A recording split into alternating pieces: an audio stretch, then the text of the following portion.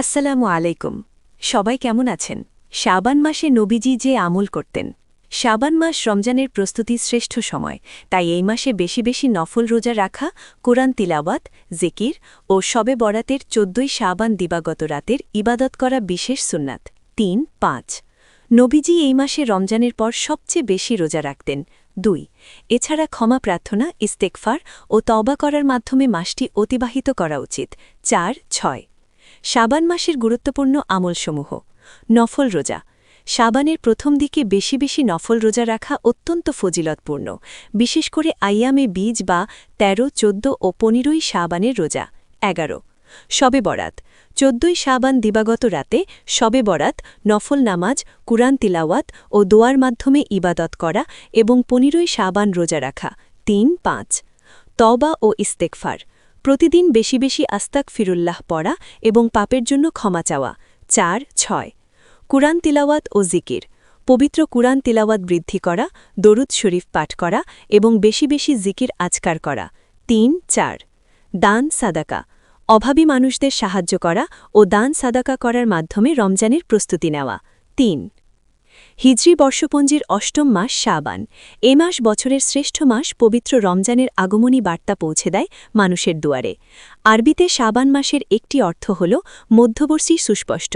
যেহেতু এই মাসটি রজব ও রমজানের মধ্যবর্তী, তাই এই মাসকে শাবান মাস নামকরণ করা হয়। লিসানুল আরব, ইবনে মানজুর।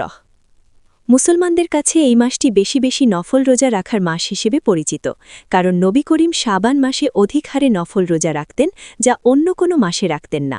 উম্বে সালমা রাদিয়াল্লাহু আনহা বলেন, আমি আল্লাহ রসুলকে শাবান ও রমজান মাস ছাড়া অন্য কোনো ২ মাস একাধারে রোজা রাখতে দেখিনি। এই মাসকে রমজানের প্রস্তুতিমূলক মাস বলা হয়।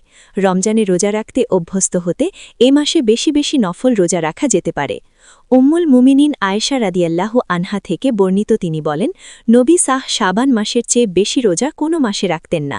তিনি পুরো শাবান মাসই রোজা রাখতেন এবং বলতেন, তোমাদের মধ্যে যতটুকু সামর্থ্য আছে ততটুকু নফল আমল করো, কারণ তোমরা আমল করতে করতে পরিশ্রান্ত হয়ে না পড়া পর্যন্ত আল্লাহ তাআলা সওয়াব দান বন্ধ করেন না। নবীজির কাছে সর্বাপেক্ষা পছন্দনীয় নামাজ ছিল তাই, যা যথাযথ নিয়মে সর্বদা আদায় করা হতো, যদিও তা পরিমাণে কম হতো, এবং তিনি যখন কোনো নফল নামাজ আদায় করতেন পরে তা অব্যাহত রাখতেন। সহিহ বুখারী হাদিস ১৯৭০। গুনাহমুক্ত নিষ্পাপ জীবনের অধিকারী প্রিয় নবী সাল্লাল্লাহু আলাইহি ওয়াসাল্লাম ছিলেন আল্লাহ সবচেয়ে প্রিয় বন্ধু।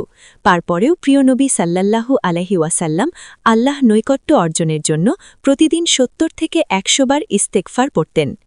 আল্লাহ নৈকট্য অর্জনে প্রিয় নবী সাল্লাল্লাহু আলাইহি ওয়াসাল্লাম শাবান মাসে বিশেষ আমল করতেন।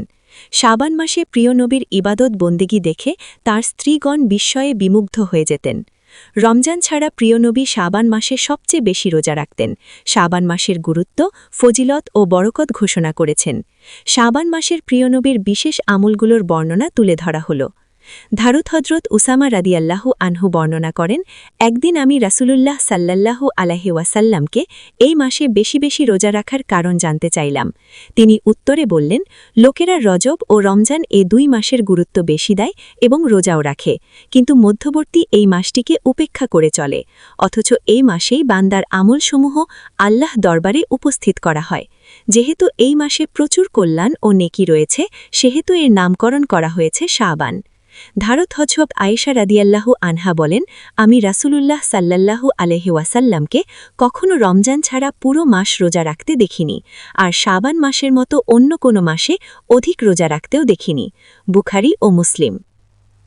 হযরত আনাস রাদিয়াল্লাহু আনহুকে জিজ্ঞাসা করা হল, কোন রোজা রাখা উত্তম? উত্তরে প্রিয় নবী বললেন, শাবান মাসের রোজা, কারণ এ রোজা রমজানের রোজার সম্মানের জন্য রাখা হয়। তিরমিজি। আল্লাহ আমাদের সবাইকে সঠিকভাবে ইবাদত করার তৌফিক দিন। ভিডিওটি ভালো লাগলে লাইক, কমেন্ট ও শেয়ার করতে ভুলবেন না। চ্যানেলটি সাবস্ক্রাইব করে আমাদের সাথেই থাকুন।